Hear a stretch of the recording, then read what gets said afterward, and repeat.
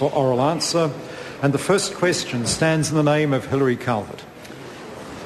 Mr. Speaker, my question is for the Minister of Education and asks, does she stand by her statement that early childhood education is a good investment for our young New Zealanders? If so, why? The Honourable Anne Tully. Yes, Mr. Speaker, I do stand by that statement because it's correct. And secondly, I think both the report that was produced recently by the Prime Minister's Chief Science Advisor, Sir Peter Gluckman, and the ECE Task Force report that was released last week both show that all the evidence shows that good quality early childhood education benefits children right through their lives. Supplementary. Mr. Speaker, what is her best estimate of likely increases in participation rates resulting from extra spending of $550 million in early childhood education? The Honourable Anne Tully. Mr. Speaker, the Ministry's estimate for children taking part in early childhood education in 2012 as against 2011 is an additional 8,200 full-time equivalent children. So that's made up of hours and days. It's quite complex, but we are estimating about 8,200. Point of order, the Honourable John Biscown. It was quite specific. My colleague asked the Minister, what is the participation rate? In other words, the percentage of people participating. She didn't ask her the absolute numbers. The Minister quoted an increase of 8,200 full-time equivalents. The question was participation rate. I'll hear first the Leader of the House, the Acting Leader of the House. Well, Mr. Speaker, given the primary question's width as it was set down, I think the Minister, in having the quantitative numbers at her fingertips, actually did extremely well to be able to answer the supplementary which followed such a broad primary question. The Honourable Trevor Mallard. Mr. Speaker, if the member wanted to know the percentage participation changes, she should have asked. I think both members have made perfectly fair points. I believe that given the primary question, I think the Minister's answer was a reasonable answer when asked about the increase.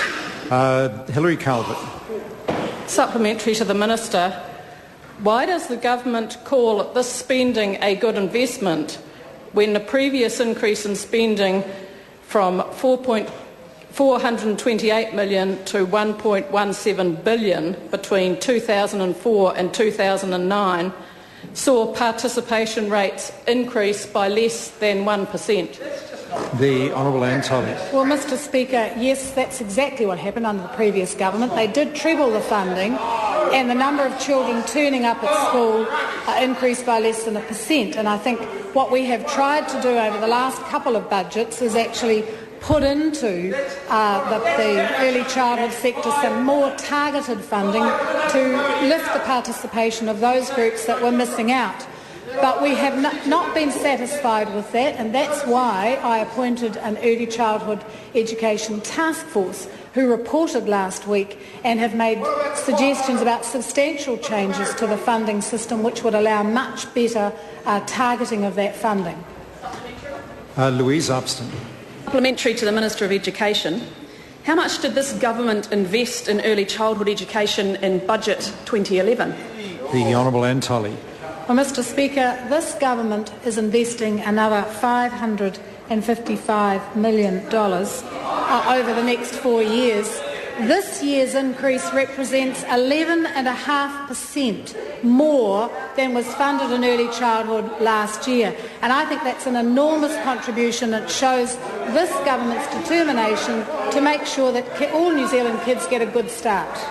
Hilary Calvert. Supplementary to the Minister, why does the government call this spending a good investment when the previous increase in spending from $428 million to $1.17 billion resulted in enrolment rates among Māori children actually falling? The Honourable Anne Tully.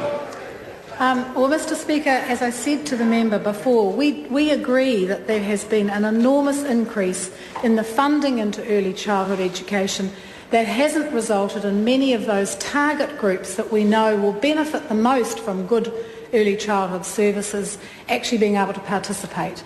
And that's why we appointed the task force, and that's why we are seriously looking at the recommendations of that task force, and that's why we've made some changes in the last 2 budgets to enable us to better target those hard-to-reach communities.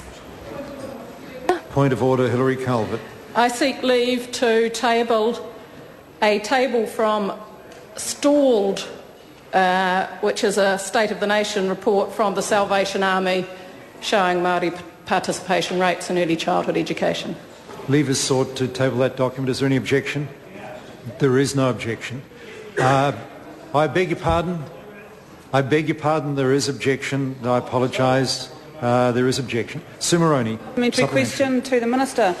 Will she commit to continue to fund 20 hours early childhood education, including all existing subsidies and fee controls, as she did prior to the last election, or will it be gone before mat time under a future National Act government? The Honourable Anne Tully. Well, Mr Speaker, this government in fact has increased the 20 hours. We made it available to